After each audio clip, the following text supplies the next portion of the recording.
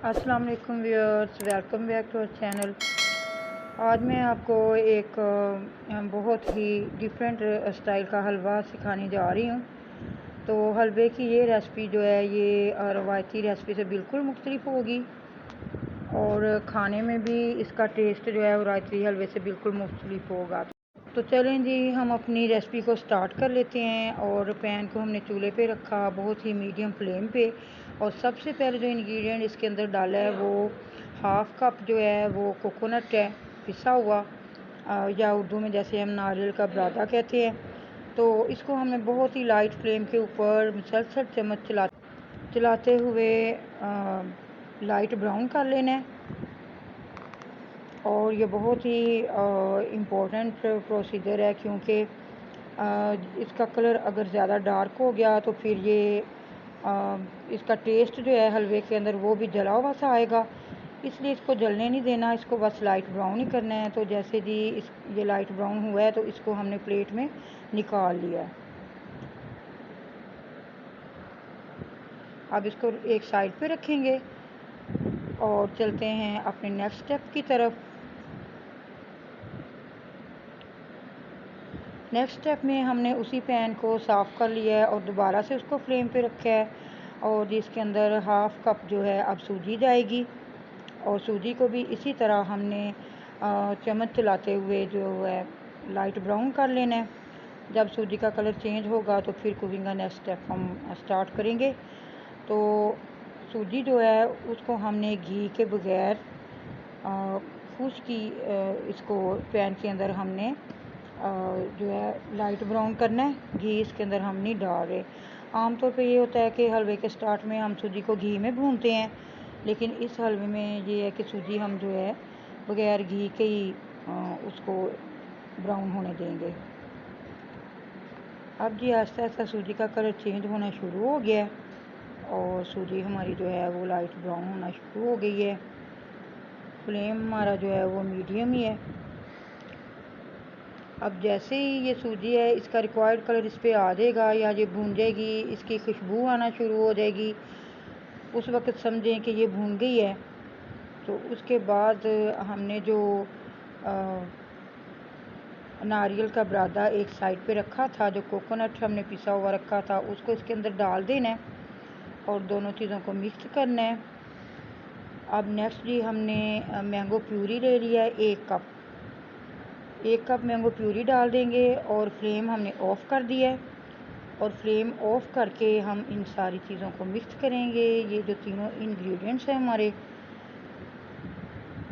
अब flame of है और हम इनको मिक्स कर रहे हैं। अब जैसे ये अच्छी तरह से मिक्स हो जाएंगे तो दोबारा से हमने फ्लेम ऑन कर देना है और इसको फ्लेम के ऊपर हमने 3 से 4 मिनट के लिए भूनना है। तो फ्लेम हमने ऑन कर दिया है और अब इसका भूनने का जो प्रोसेस है वो शुरू हो चुका है। तो तकरीबन 3 से 4 मिनट के लिए इनको अच्छी तरह से भून लेना है, ताकि ये सारी चीज़ें जो हैं एक दूसरे के साथ मिक्स हो जाएं और इनके फ्लेवर भी मिक्स हो जाएं।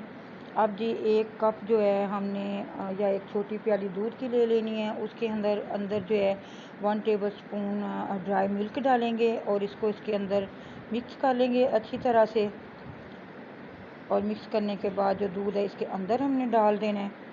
अब दूध डाल दिया है तो आप देखें कि ये लिक्विडी सा हो गया थोड़ा सा।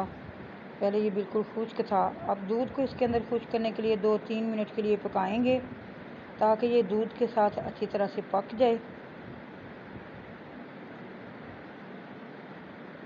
जैसे हम हलवे को सूजी को जो है भूनते हैं, इसी तरह से तीनों चीज़ों को भी समझ लें कि हम भून रहे हैं। अब ये अच्छी तरह से चीज़ें जो मिक्स हो गई हैं और भून भी चुकी हैं। तो अब जी नेक्स्ट स्टेप हमारा ये होगा। अब 4 चम्मच इसके अंदर चीनी डालेंगे, 4 खाने के चम्मच या 4 टेबल स्पून चीनी डाल दिया है। और चीनी को भी 1-2 मिनट के लिए भून लेना है, ताकि चीनी इसके अंदर अच्छी तरह से जो कैरमलाइज्ड हो जाए और उसका कच्चापन जो है वो दूर हो जाए। तो चीनी के साथ इसको अच्छी तरह से भून लेंगे। अब जी नेक्स्ट स्टेप हमारा ये है कि हमने सूजी को थोड़ा नरम कर लेना है। इसके लिए 2 कप जो हैं पानी के डाल देंगे और फ्लेम जो है हमने बिल्कुल मीडियम रखना है, ताकि आहिस्ता आहिस्ता सूजी जो है उसको फूलने का मौका मिले और पानी आहिस्ता आहिस्ता खुश्क हो। अब अच्छी तरह से इसकी जो गुठलियाँ एक दफ़ा बन जाएंगी पानी डालने के बाद, उनको डिज़ोल्व कर देना है अच्छी तरह से। इसका एक स्मूथ पेस्ट बनाने के बाद आपने इसको छोड़ना नहीं है फिर भी, क्योंकि पानी बहुत कम है, चम्मच मुसलसल ही इस रेसिपी में चलता रहेगा।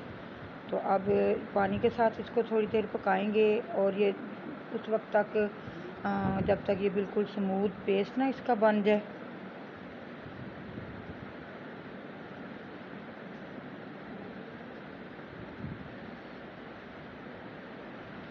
अब जी ये पानी के साथ पक चुका है और इसकी कंसिस्टेंसी देखें, ये गाढ़ा होना शुरू हो गया है।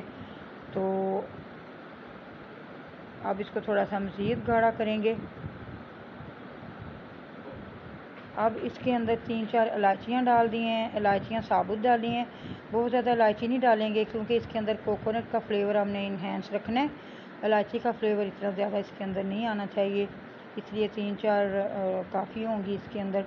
अब जी कंडेंस्ड मिल्क है हमारे पास 1/3 कप, तो कंडेंस्ड मिल्क डाल के इसके साथ पकाएंगे थोड़ी देर इसको, जब तक ये गाढ़ा हो रहा है।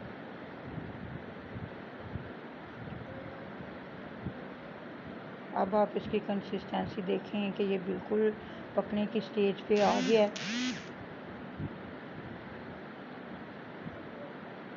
अब आप देखें,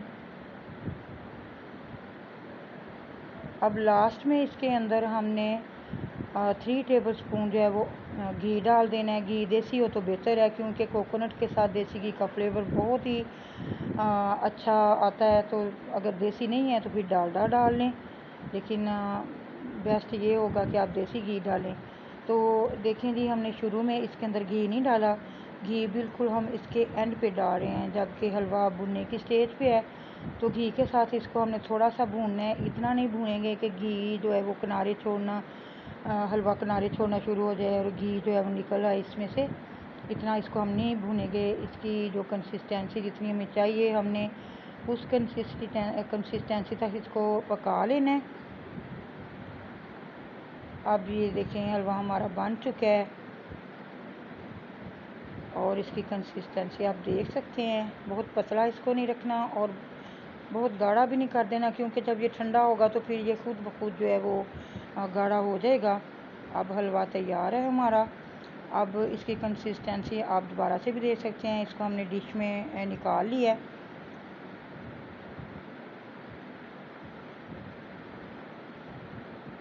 ये हलवा जो है ये बिल्कुल स्मूथ नहीं बनेगा जैसे कि सूजी का हलवा हम बनाते हैं, ये दानेदार हलवा होगा और ये इतना इसकी कंसिस्टेंसी ऐसी होगी कि जब ये ठंडा हो आप इसको फ्रिज में रख सकते हैं। तो वैसे तो हलवा गरम गरम खाया जाता है, आप इसको फ्रिज में रख लें और फिर टुकड़ियाँ इसकी आप काट सकते हैं बड़ी आसानी से, जैसे बर्फ़ी की टुकड़ियाँ काटते हैं या सोहन हलवे की काटते हैं। तो आप देखें कि घी जो है हमने बहुत थोड़ा सा डाला फिर भी शाइन कर रहा है इसके ऊपर, और घी की शाइनिंग इसके ऊपर आ रही है और ये सेट हो चुका है। अब हम इसकी गार्निशिंग करेंगे और इसकी गार्निशिंग भी मुख्तलिफ होगी, जैसे आम तौर पे हम डिज़र्ट्स के ऊपर ड्राई फ्रूट से गार्निशिंग करते हैं, तो ऐसे इसकी गार्निशिंग नहीं होगी। तो ये क्योंकि मैंगो कोकोनट हलवा है तो इसके ऊपर भी हम कोकोनट जो है वो थोड़ा सा स्प्रिंकल करेंगे, बहुत ज़्यादा नहीं, क्योंकि फिर कोकोनट का जो फ्लेवर है वो इतना इसके अंदर ज़्यादा हो जाएगा कि इसको खाया नहीं जा सकेगा, इसलिए ऊपर आपने ज़्यादा कोकोनट नहीं डालना।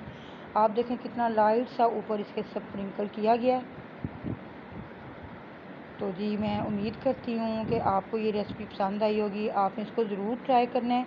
बहुत ही डिफरेंट टेस्ट और फ्लेवर के साथ रेसिपी है ये, मैंगो का भी टेस्ट है इसके अंदर और कोकोनट का भी टेस्ट है, तो बहुत डिफरेंट सा हलवा मैंने आपको सिखाया है।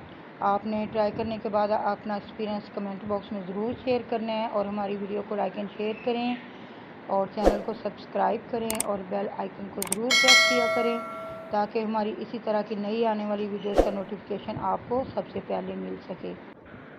इसमें जो है हमने कंडेंस्ड मिल्क भी डाला है और इसके अंदर चीनी जो है वो बिल्कुल मुनासिब है। अगर आप कम खाते हैं तो 1 टेबल स्पून आप कम कर सकते हैं, लेकिन अगर आप इक्वल जो है बराबर मीठा इसके अंदर चाहते हैं तो फिर 4 टेबल स्पून डालें। और जी ये बहुत ही डिफरेंट सी रेसिपी है। तो फिर एक नई और यूनिक रेसिपी के साथ आपके साथ हाजिर खिदमत होंगी। तो इजाज़त चाहती हूँ। खुदा हाफिज़।